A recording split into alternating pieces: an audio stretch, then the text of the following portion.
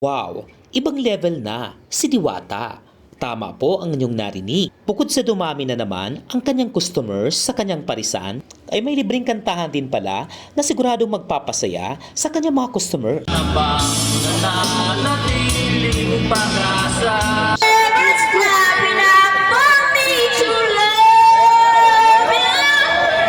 Bakas nga sa mukha ni Diwata ang saya nang kumanta nga itong sinanay. Sino pa?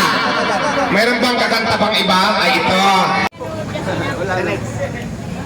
Forever's not enough. Hindi just enough. Forever's not enough. Ayan, ang saya pala dito, may kantahan. Karapuan ng Paranaque City. Ang pangalan.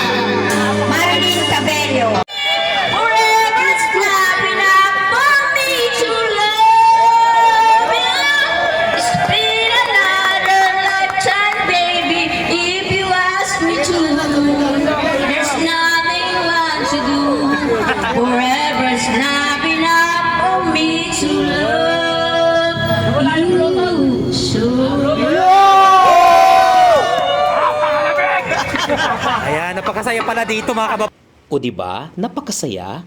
Ayon sa napagtanungan ko, ay araw-araw na din palang ganito sa parisan ni Diwata na masayang nagkakainan, nagkikwentuhan, kasama ang barkada at kapamilya. At kung mapapansin nyo nga, bumabalik na naman ang dami ng tao dito sa parisan ni Diwata na talaga namang binabalik-balikan, pinipilahan ng mga solid customer. At good news, hindi magpapakabog ang Quezon City branch na ayon sa ICTPH ay magkakaroon din si Diwata ng concert-concertan sa Quezon City branch. Kaya abangan nyo ngayong araw na yan. Kaya't napakasarap pala sa pakiramdam na may nakikita tayong kababayan na umaangat sa buhay. Hindi man tayo perpekto, ang importante, wala tayong inaagrabyadong tao at lumalaban tayo ng patas at nagtatrabaho ng marangal. Nang sa ganon, ay hindi tayo maging pabigat sa gobyerno. Bagkus ay magsumikap gaya ni Diwata para maging isang mabuting huwaran. Maraming salamat po sa inyong panonood, lalong-lalo na po sa ating mga followers.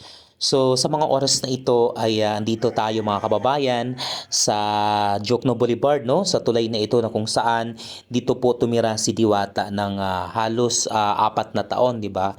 So akalain ninyo, grabe 4 na taon pa lang nanirahan dito si kabayan. So nakaka-inspire talaga si Diwata mga kababayan. Napakatapang, no? Kaya deserve ni Diwata kung ano mang meron siya ngayon sa kanyang parisan na talaga namang pinipilahan, binabalik-balikan ng kanyang mga kababayan. Laking pasasalamat ko din po sa Diyos, kay Diwata at sa aking mga followers kasi kung wala po sila, so hindi po tayo makakatanggap itong award, no? Itong certification, itong certificate of appreciation to Pinas Sikat Muli. So marami pong salamat mga kababayan, lalong-lalo na sa ating mga solid followers sa walang sawang suporta.